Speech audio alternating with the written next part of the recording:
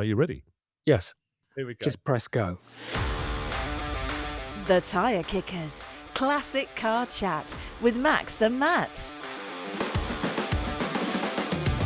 Hello there, and welcome back to The Tire Kickers, the show where we talk about classic cars instead of just sitting here staring into space. In this episode, with petrol more expensive than champagne, is it time to look at economy classics that sip fuel? The Tire Kickers. Also, it's the return of Crush or Caress. Should we fire up the Crusher and get rid of that bland 80s coupe, the Scir-coco? Or save the Volkswagen that brought style and performance to a yuppie generation like a warm Saharan wind? All that plus your comments, observations, complaints and corrections, including your thoughts on car colours, switchgear and, believe it or not, nappies for Land Rovers. And more as we head round the dark side of the moon that is Classic Car Chat. It's episode 54 of The Tire Kickers.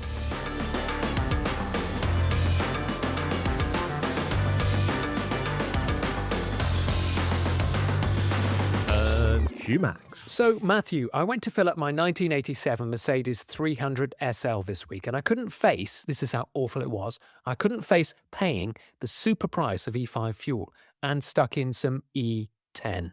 Well, firstly, what a cheapskate. It's Yeah. not that much Well, you know difference. that, don't you? That's not a surprise. Well, yeah, there's no great reveal there. Do you know, I'm not sure I'd do that. I know it's cheaper, but it's a bit dodgy. Now, how did that go? I was just so annoyed as I pulled up to the pumps and saw the price, and I just thought, I'm going to give it a go. But guess what? Princess Mercedes was not happy. She coughed, she knocked, she spluttered.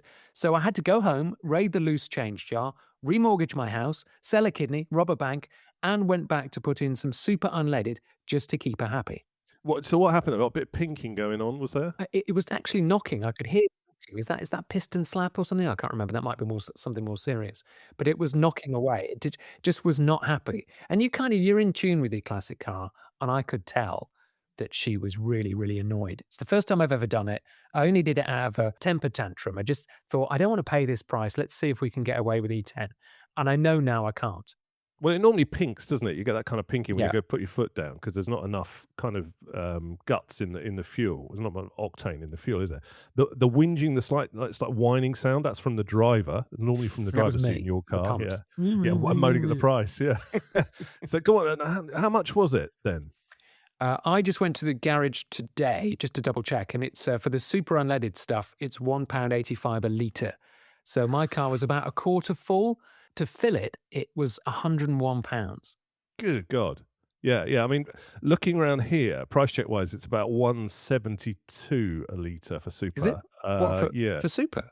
Yeah. I wonder if that would make sense for me to put a load of fuel in, drive down to your house, which is about 90 miles, fill up with cheaper stuff and drive back. Well, if you go to the supermarket, it's about 160 for thingy, so it's not too bad. Although Interesting, I did try one of the supermarkets and it had run out of that. So maybe other people are doing it, or maybe they just think nobody's going to be this stupid and don't deliver any. Well, the problem is that it's a little bit cheap around here. But I mean, obviously, my car, as you know, has got a bit of a drink problem. I can see the gauge going down, and I'm hesitant to drive it like Miss Daisy because I could quite enjoy putting my foot down in it. That's a shame because you look like Miss Daisy when you're driving it. So why not drive like it? In your handbook, what is your factory consumption figure? Handbook? I haven't read a handbook. I don't have a handbook. You not read your handbook? No. Why would I read a handbook? Well, to find out things about your car. That's the first thing I ever do when I buy a car is read the handbook. 50-year-old booklet from British Leyland full of duff info. No, it's not. Well, the real world, I think it probably does about 18. 18, But okay. when I drive it probably does about 16 or 14. Yeah, I mean, I looked at mine today and it does 18 around, always in theory, when it came out of the factory, it did 18 around town and 25 on the highway. But I'd be surprised if I got that. It is what it is, surely. I mean, the cars burn what they burn, don't they?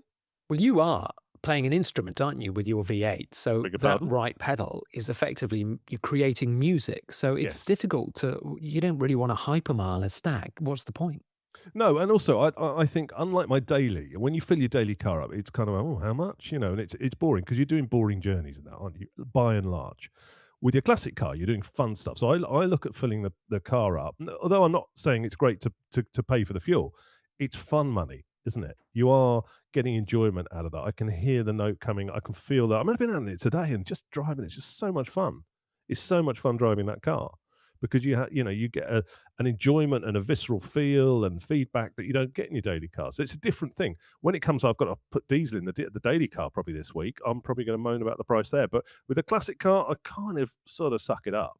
But I am conscious. I mean, they are thirsty classic cars, aren't they? Yeah, and there's nothing we can do about it, though, isn't it? I don't want to drive less, because then what's the point of having it? It spends enough time in storage as it is, so I think we've just got to get out. It's not the first time we've been in this situation, though. I think, early 70s, Suez crisis.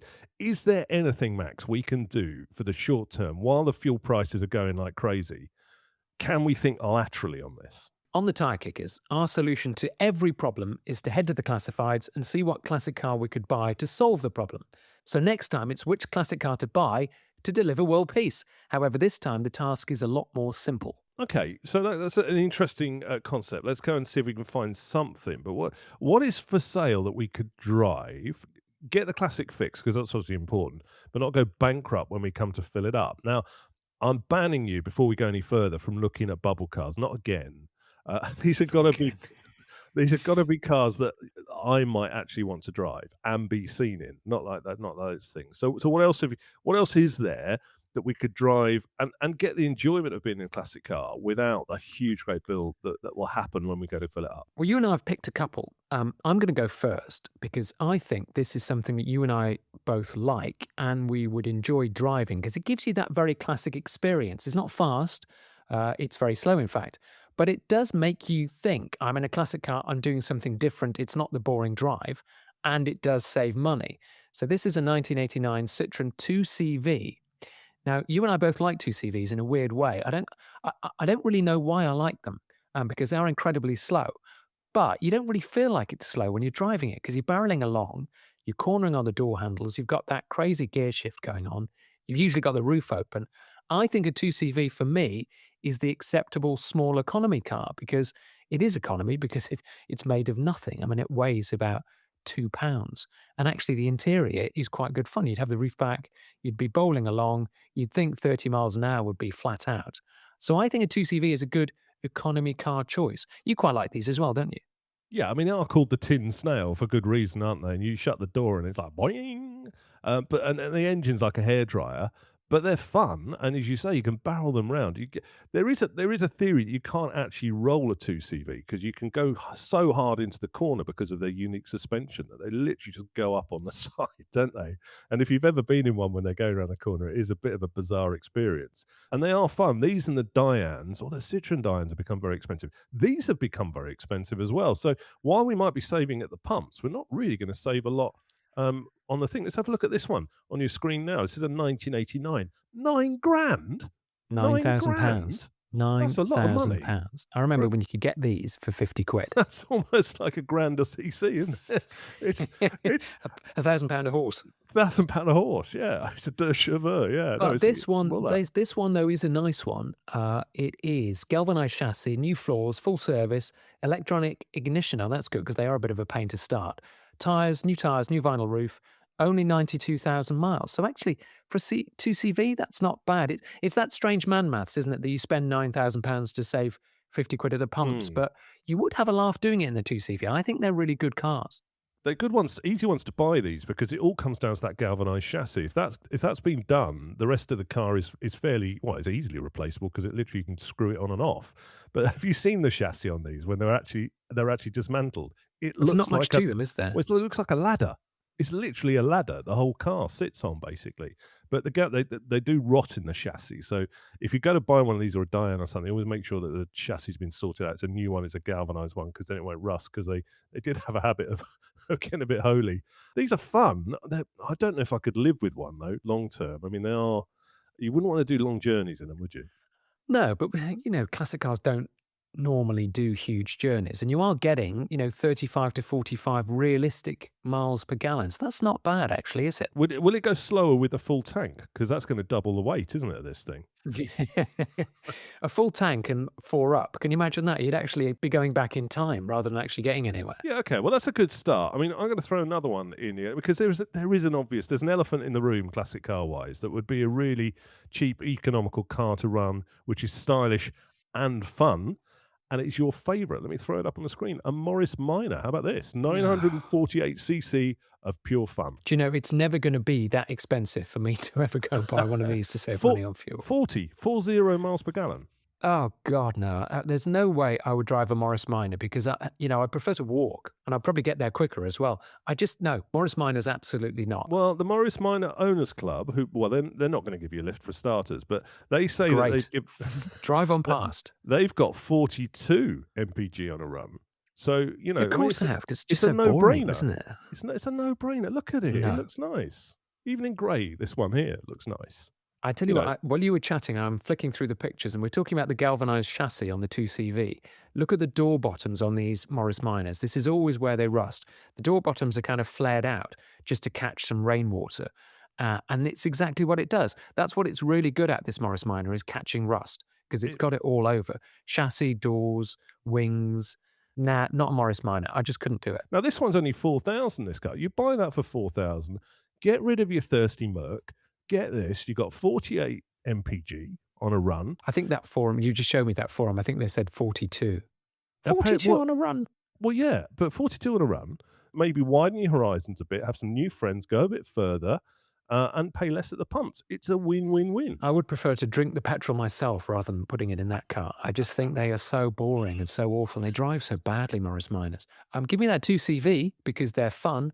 The Morris Minor, just no, I'm not having it. I think if it's an oil crisis so serious that it's walk or take a Morris Minor, I am walking.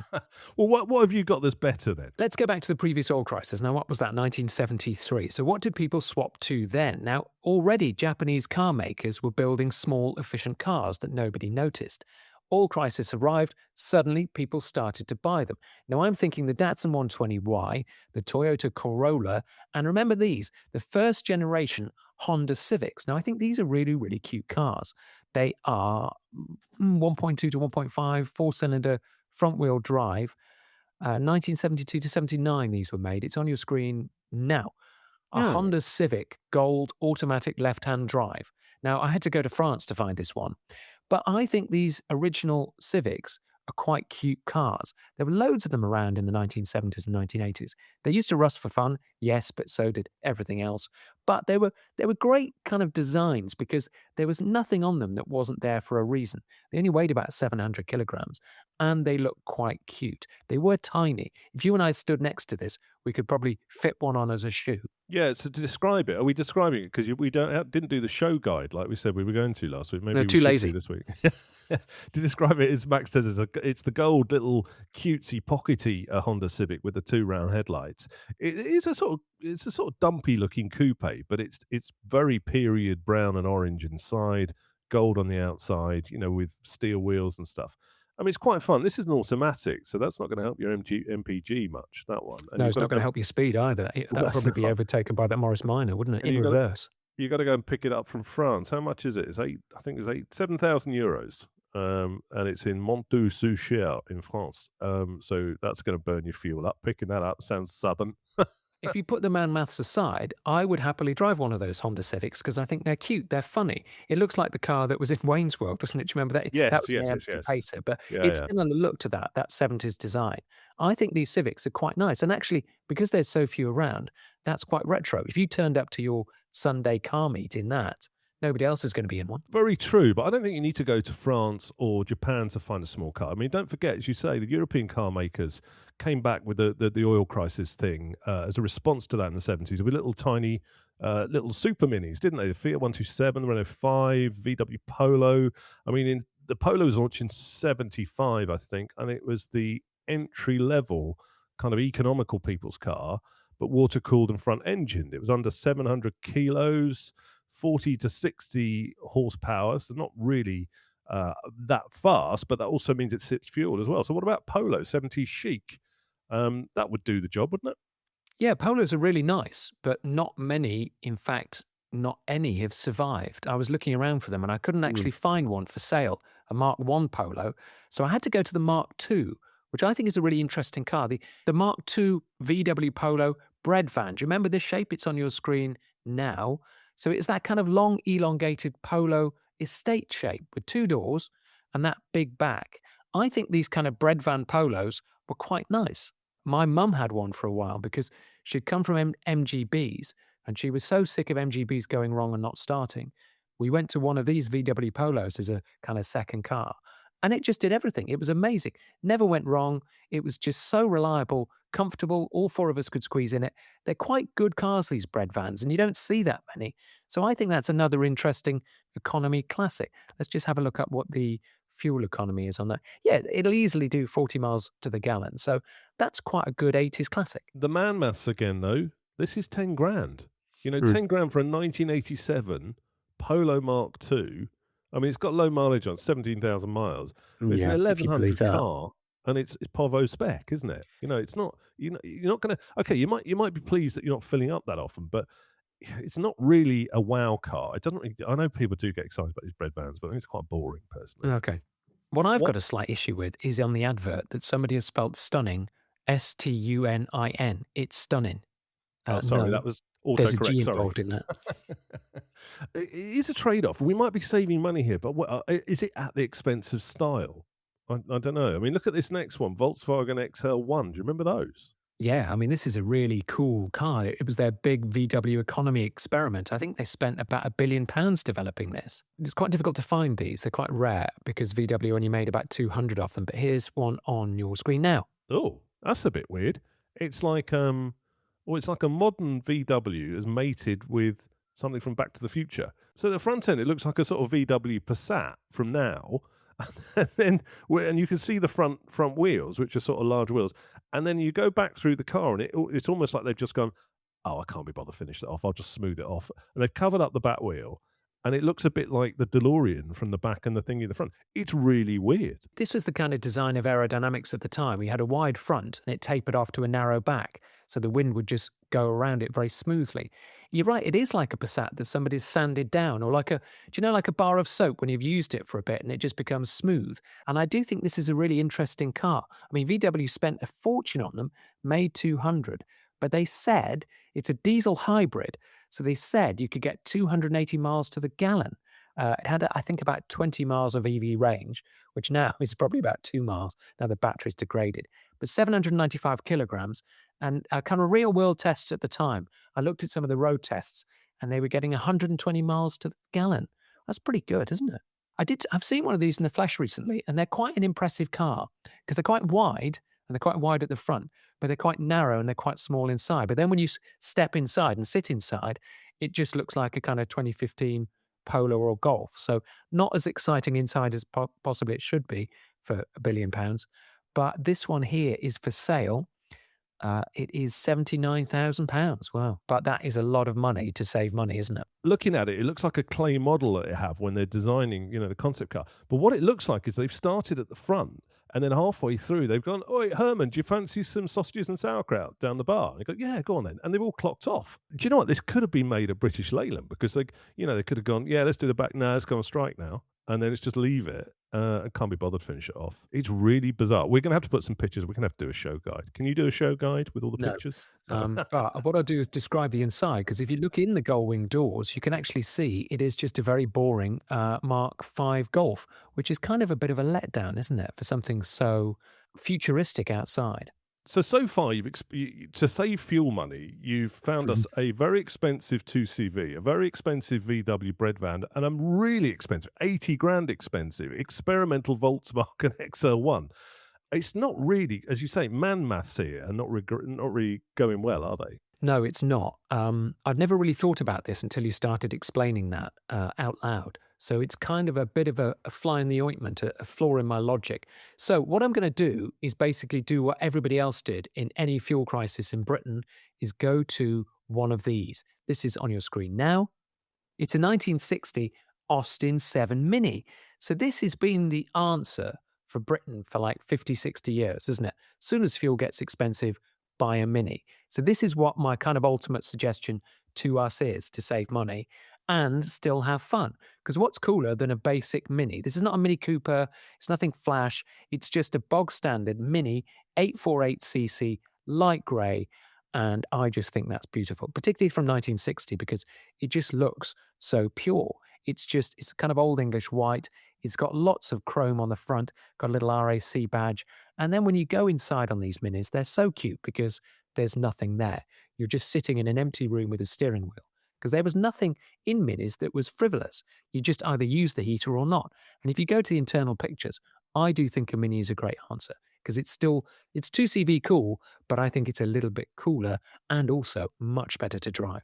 I agree with you. I saw one of these in the flesh today, and it was absolutely immaculate. Like, pretty much like this one is. We're looking on the screen now, but they are so small now. And as cars get bigger, and as we as people get taller, this just looks smaller. And I was marveling at how small the wheels were. For example, they're tiny. They're like scooter wheels. They're that sort of size.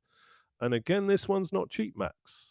Yeah, that's the problem with these Minis, isn't it? Everybody likes them so much. This is 15,995. So again, that's a lot of fuel, isn't it? But it would save it. I think Minis were 848 cc's were doing about 40 to 45 miles to the gallon. So that is quite good fuel mileage, but you're right, you're spending 16,000 to get there. So what are we going to do? What is the conclusion? What have we learned? Probably not a lot, like normal. Well, as usual, nothing. Nothing really useful apart from the fact that if you want to go and buy an economy car, there is some fun stuff out there. I mean, if this drags on and on and on, in 5 years' time, we'll probably have to all drive these to classic car meets. However, at the moment, it would probably be cheaper just to grit your teeth and fill the car full of super unleaded. Yeah, I think in all seriousness, we've looked at these. There's none of these have leapt out as a cheap option. They're all very expensive cars. They're all sought after cars. And none of them, I'm looking at them and thinking, I wouldn't give the stag up for that, because for the sake of enjoying that V8, the sake of enjoying the style of that car and enjoying the sound of that car, I'm happy to pay a little bit more. It is fuel is massively overpriced in the UK. It's very tax heavy. They could cut the tax and put a smile on people's faces, but that's not happening anytime soon. Good luck with that. But we've got to grin and bear it. Well, not grin, but we've got to just bear it, fill up, feel the pain, and just enjoy the moment of driving those classics. Episode 54 of The Tyre Kickers. Matthew, it's sunny. What have you been doing? Well, yeah, we just sort of started a little spurt in the UK of about 4 or 5, 6 potentially days of sunshine. So I've been out today. I've just got back from a pub. Wasn't drinking on the job, I'd like to point out. Just had a coffee, but it was really annoying actually because I went with a mate and his Alpha. And we had it with the pub. We couldn't find a pub where we could park in front of it, so we ended up parking up the back. And that's annoying, isn't it? Because when you go to the pub or somewhere in your classic, you want to actually sit and look at it, don't you? Yeah, absolutely. I mean, I love doing that. I love having a drink. Obviously, I'm not we know drinking that. A little bit of a problem. But I love when the car comes in and basically you can smell it's hot and you can hear it ticking as it cools and you have a glass of wine and you look at the car. Actually, that's a good point, actually, because we don't listen to our cars very much, our daily cars, do we? But sometimes when I pull the stag back in the garage and you say switch off the engine, you just hear it cooling down and ticking down, can't you? And it's a unique and I really sound like and that. smell Yeah, and it's like stuff, it's old motorbikes. You could smell them and hear them as they cooled and contracted. Yeah, when I take the car out, to go to a pub or something, I do pick a pub based on the car park.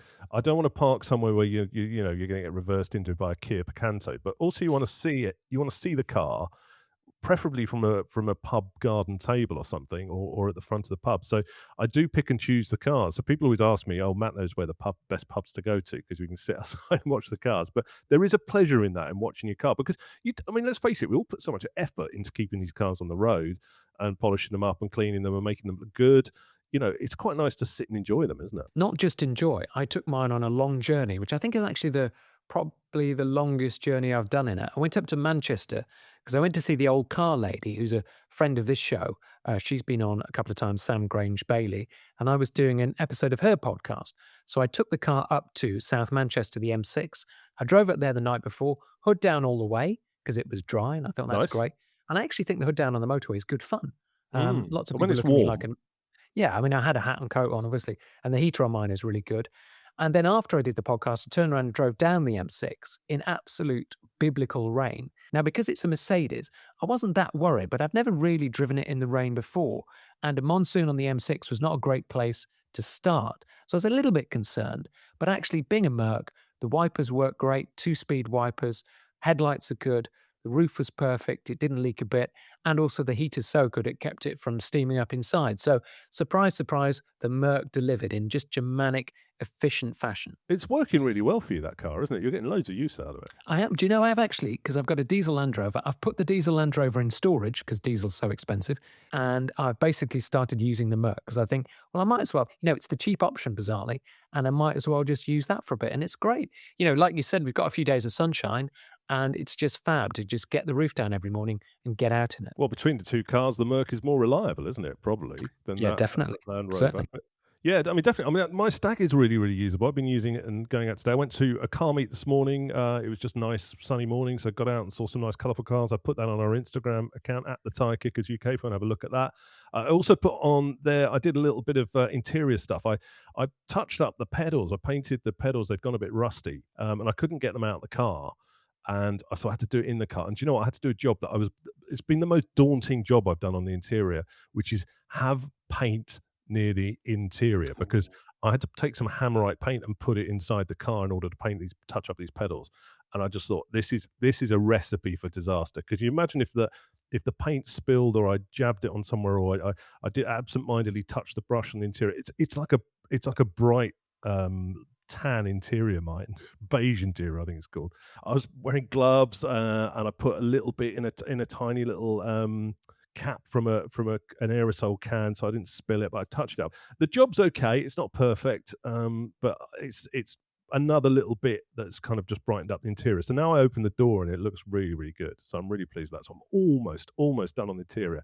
I've had the bonnet up at the car show today. Not to show the engine off, just to help to cool it down after cool you it down drive. a bit. Well, no, I actually can. Haven't got engine bay shame anymore, because on the inside of a Stag bonnet, it sort of flips forward, and there's a bonnet pad that goes on it.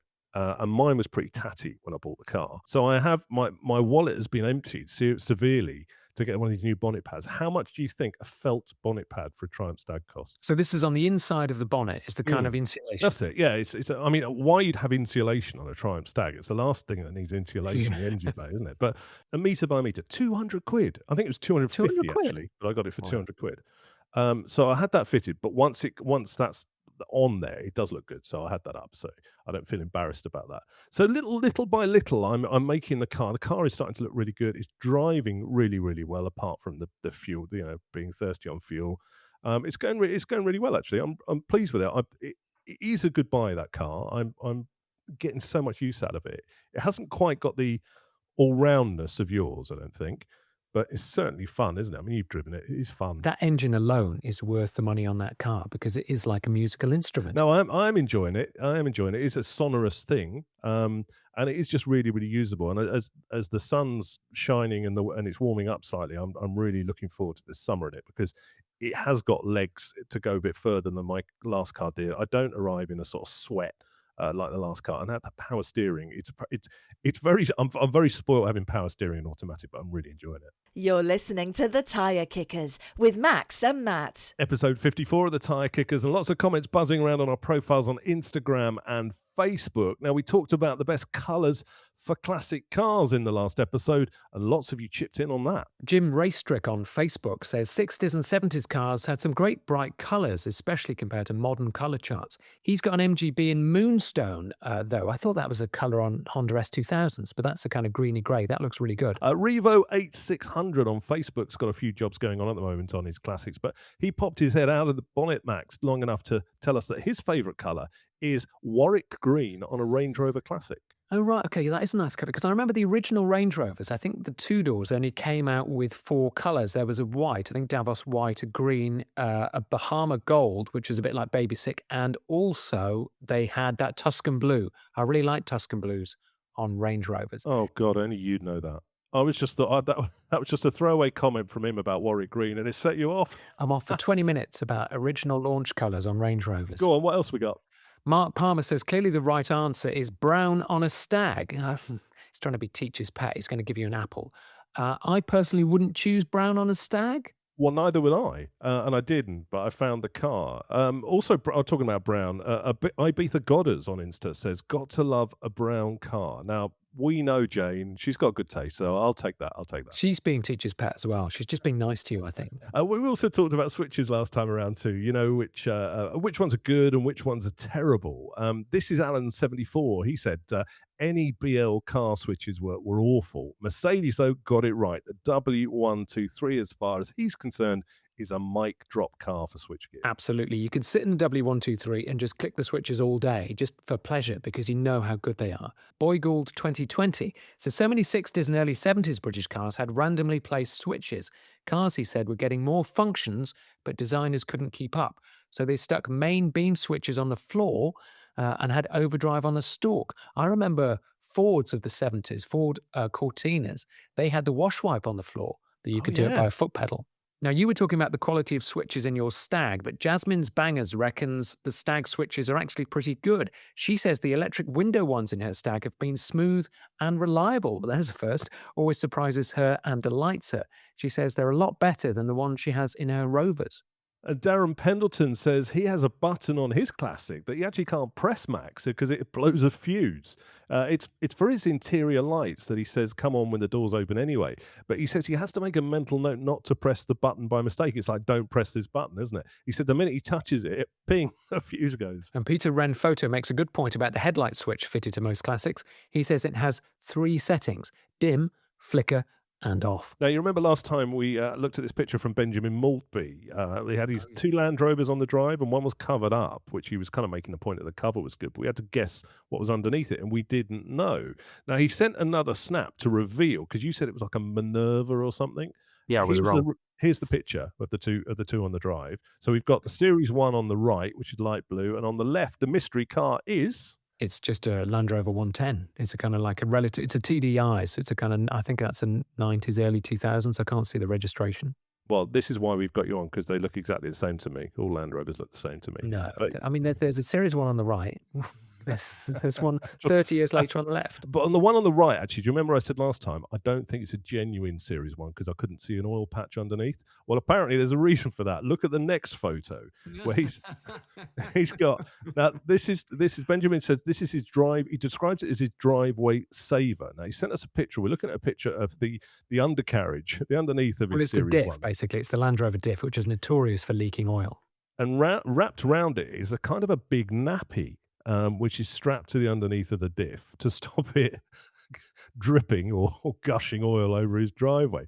But it's essentially, it looks like a big nappy, a Land Rover nappy. This could catch on, couldn't it? That could sell a whole. I mean, it's a very clever idea because it's attached to by some kind of garden wires. So he's wired on this nappy, which collects the oil drops. The only problem about this is that those diffs get really hot.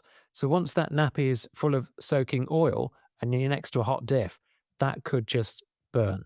Oh, yeah, I don't think this goes anywhere. It's awaiting a restoration. In other news, it's interesting to see where you guys are listening to this from. We've had some recent listeners from very bizarre places, haven't we, Max? Yeah, Tennessee, Taiwan, Johannesburg, and Iraq, as well as Reading, Devon, and Derby, slightly more normal places we're expecting. But wherever you are in the world, you're very welcome to listen to this nonsense. Yes, and Marcus from Germany's been in touch asking for a car sticker. Yeah, sure, no problem, Marcus. We'll get one to you. You don't say what car you've got, so do let us know. And if you do want a sticker, we have got a few left. Shoot us a message, send us your address, and we'll get one in the post to you straight away. Posting one to Germany with the current cost of a stamp will probably cost less than posting it to Derby. Don't forget, you can find us at The Tyre Kickers UK on Instagram and The Tyre Kickers on Facebook. So it's The Tyre Kickers and a return of one of our regular features, Crush or Caress. Yes, we've dusted off the Crusher. This, of course, is the feature where we rid the roads of a waste of steel and rubber. Now, past Crushes, you'll remember, have included Max with the Morris Minor and me with the ugly Rover P6. Oh, God, not this again. Anyway, I just think, because it's been quite a long time since we've done Crush or Caress, what are the rules here? Because I don't think independently one of us can send it to the Crusher. We have to have a kind of unanimous vote on this, don't we? Yeah, although you're normally wrong, so no, I get I'm too sentimental. Because I'm so sentimental and virtually crush nothing. I just want to keep the entire population of the world's cars together because, you know, even like that Honda Civic, if it's ugly, I still love it. It's just the only Morris Minor I crush, I think. You know, sometimes you're very sentimental about, you know, you can't get rid of that. Some cars are, if they're a bit meh, get rid of them. This we're talking about the Scir-coco, the VW Scir-coco. It was VW's Capri, you remember. It was mostly slow. You know, I mean, the Golf was better packaged, and in my mind, it was pretty relevant because the hatches were the thing, weren't they? They were the hot thing, not the coupes. Nobody wanted coupes by then. You know, this is, I mean, you call a Capri a Cortina in drag, and this is really a Golf in drag, isn't it? So the early ones maybe, but they all rotted to bits, like like the Polos. So you're then into the later ones, and the later ones, I just think they just got bland. I disagree, just because one, you're saying something and I have to disagree with it, and two, because I really do think that the Scirocco was a really good car. Now, this was actually, the Scirocco came out in 1974. It came out before the Golf. Not many people remember that because that actually was a replacement to the VW Carmen Gear. Do you remember that one? But look at them, that kind of 1970s coupe look. I think the Scirocco is a really great looking car through the Mark 1 and the Mark 2. We'll talk about the Mark 3 at the end. But the Mark 1 and the Mark 2 are great looking cars. And I don't think it was like a Capri because the Capri was a kind of standalone car, but actually the Scirocco was the kind of Golf alternative because the Golfs were quite boring when they came out. And even the Golf GTI, it was quite difficult to tell it was a GTI. It was so subtle. So I think if you wanted something that looked sporty, the Scirocco was the answer. And I think Sciroccos are great looking cars. Have a look at this one. Now, I had to go to Germany to find this because they've all rusted away in this country. But this is a 1979 Mark 1 Scirocco, and the lines are really clean. You know, it's a really good looking car, the Mark 1 Scirocco. Twin headlights at the front. It's kind of like the tapered back at the back. The interior is, it's a Golf, but it's still quite stylish. And actually, that coupe look just gives it something different. I like the front, I like the double headlights. That's cool. And then you kind of, that looks almost a little bit Italian. And then you start going around the car and it just kind of goes a bit bland, doesn't it? I mean, by the time you get to the interior, that's a bit bland. The cars of the VWs of this era were very bland. They were very Povo spec, a lot of them. And it's okay. That's the best I can say about it. It's okay. I can't get that excited about it. There are better cars to save, and I would probably pull the instrument cluster out because that's quite cool in these cars, and I'll just crush the rest. Now, you see, it's got things that you like. It's got a low bonnet light, so it's got a low nose.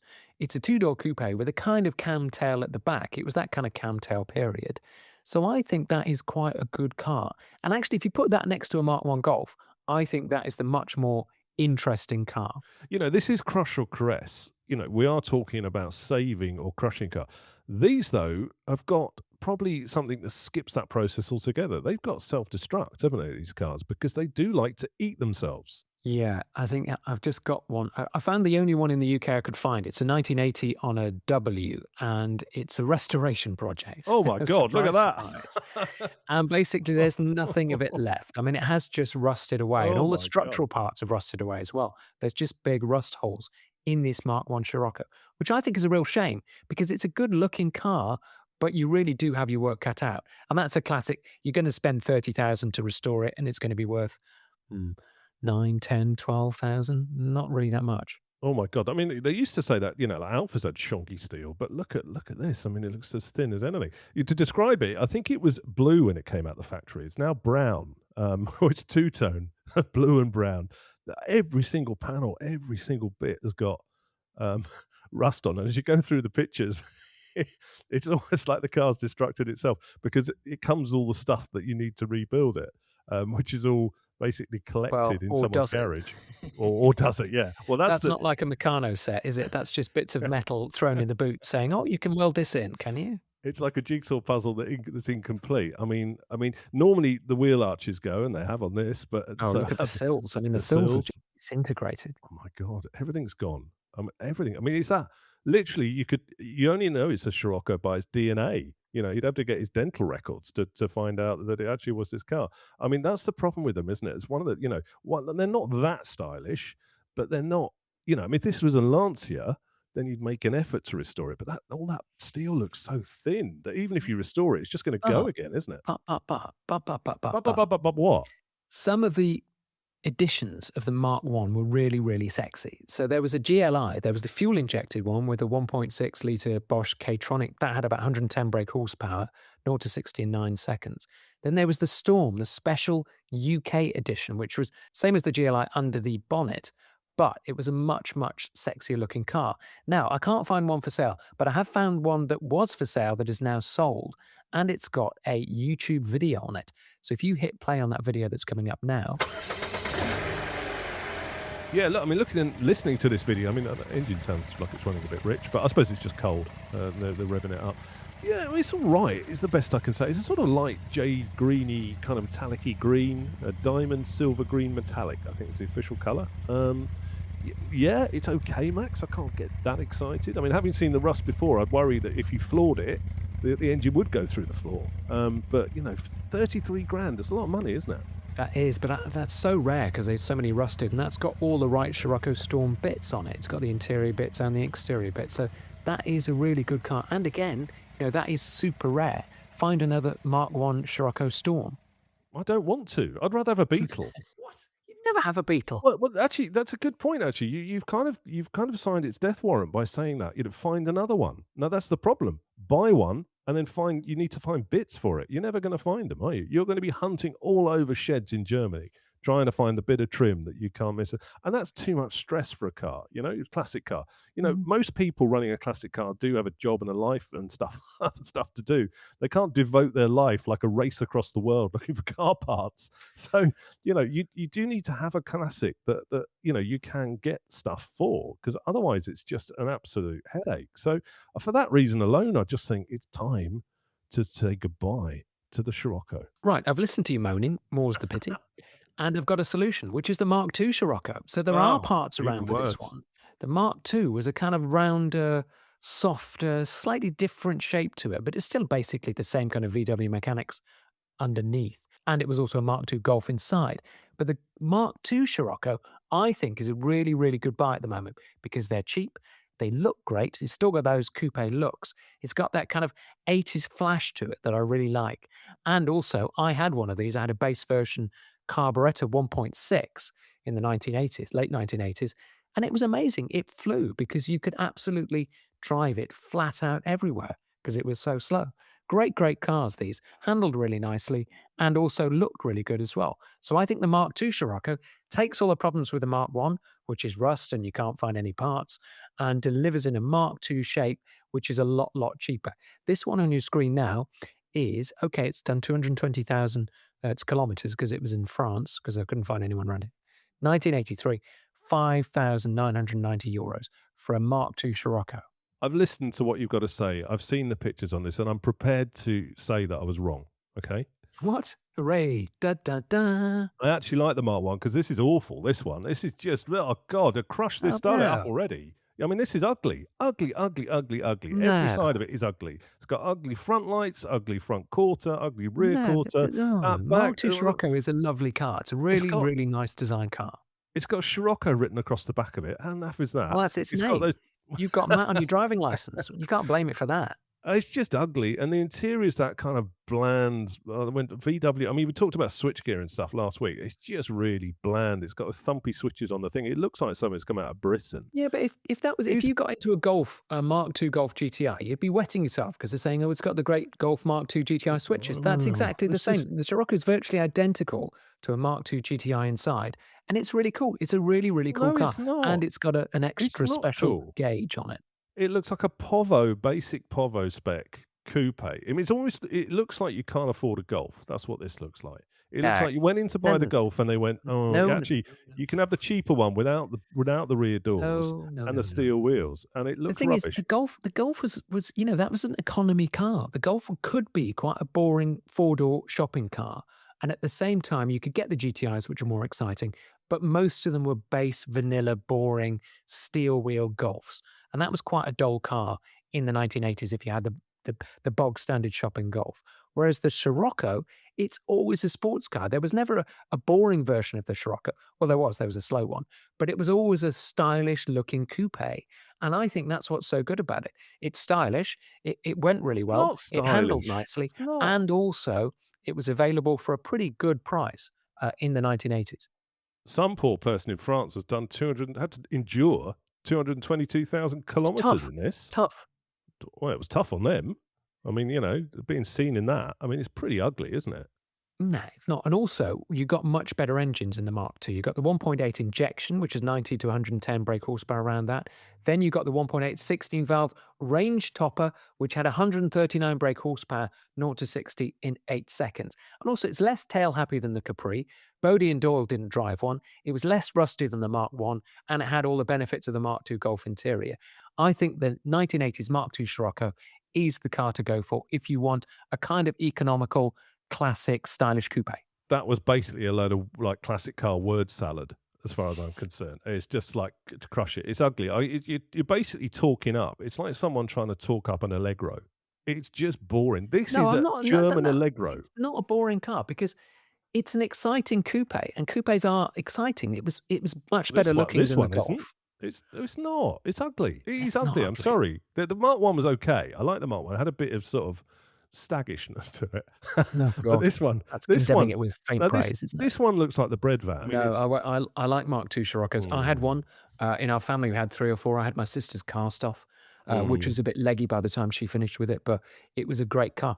Beautiful handling on it. It just had a really good feel to it, and you could thrash that car and not really ever feel like it was going to bite you back. We've often spoken about on this show, you know you've got a good car if you walk away from it and turn around and look at it.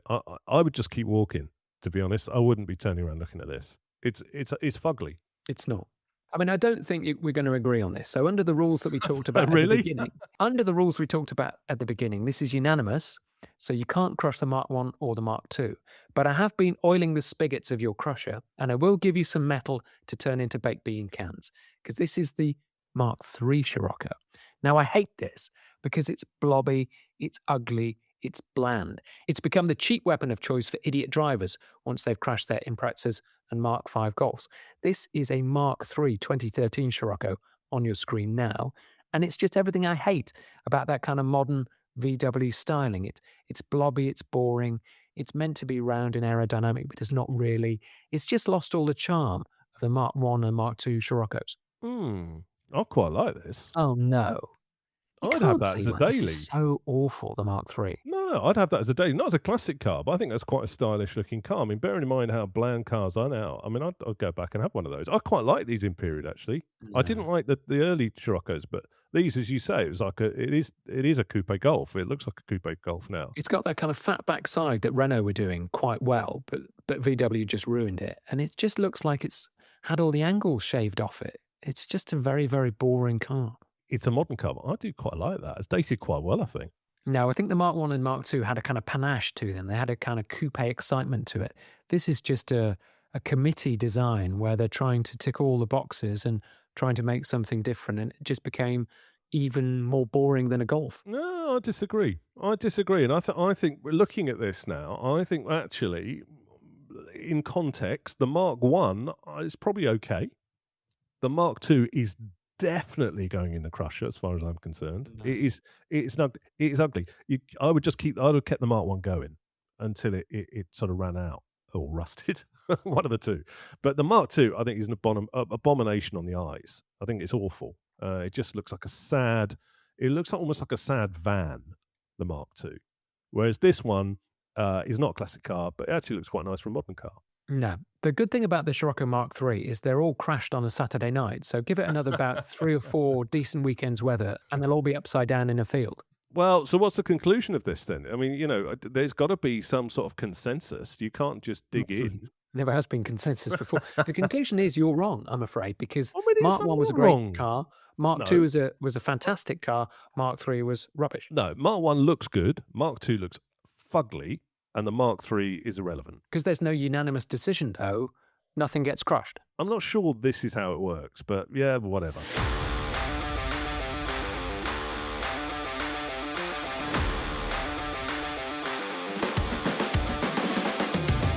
Well, that's it for this time. The next episode you'll hear is a special bonus episode done by Max, and you've guessed it. He's going on and on and on about Rolls-Royces. And on and on. So much so, I had an inspection done on a 1974 Rolls-Royce Corniche I found for sale in a garage. So I've made a special episode on what to look for when buying a Corniche or a shadow. Okay, can we have a spoiler alert? Please say you bought it so you can stop going on and on about them. No, I'm not going to say. I'm building a narrative arc, so you'll just have to wait. Narrative arc.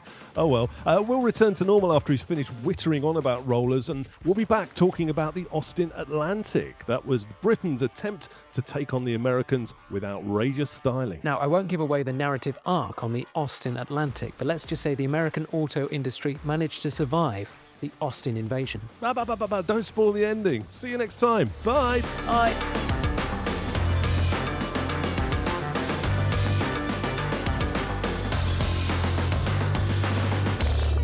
Have you been drinking on the job? I had a quick one, a quick glass of wine.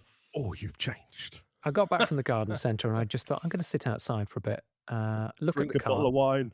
get the bottle of wine open. I think I'll have one afterwards. I'll just have a quick one first. All right, we're on. We've heard the Stag has been out costing a lot of money and fuel. So what have you been doing? Well, What have you been doing? For the return and... Bollocks, it was going so well. It's Yeah, funny, hold on. I could see that going wrong as I was looking at the script, thinking, where's he going to go with this? Slow motion car crash. Right, here we go. Yeah. I've got a whole stop there because there's a wasp just coming. Just hang on a sec, I've got to let it out. Are you scared of wasps? That wasn't a wasp, that was an Asian hornet. It was the size of a small plane. We've actually got more material for the bloopers tape than for the we have. actual programme.